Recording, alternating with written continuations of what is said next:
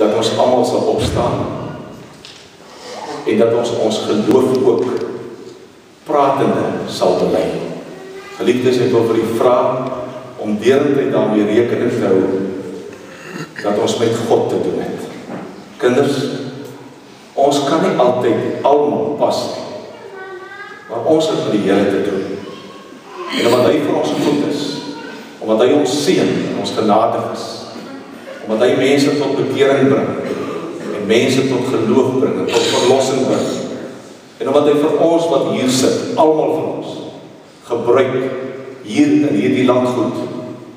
Ek wil die Here daarvoor loof, geliefdes, u weet nie wat 'n rol u speel, 'n liefdevolle, deernisvolle rol, die verteenwoordig deur die Jesus hier.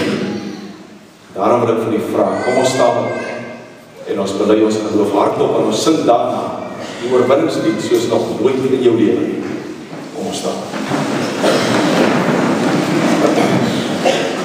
Kom ons sê dit, met oortuiging, ek glo in God die Vader, die almagtige skepper van hemel en die aarde, en in Jesus Christus sy enige gebore Seun, ons Here, wat ontvang is van die Heilige Gees, gebore is uit die maagd Maria, wat gelei het onder Pontius Pilatus, gekruisig, gesterf en begrawe is, en terwyl neergedaal het, wat op die 3de dag weer opgestaan het uit die dode, wat opgevaar het na die hemel, en sit aan die regterhand van God, die almagtige Vader, van waar hy sal kom om te oordeel, die wat nog lewe, en die wat reeds gesterf het.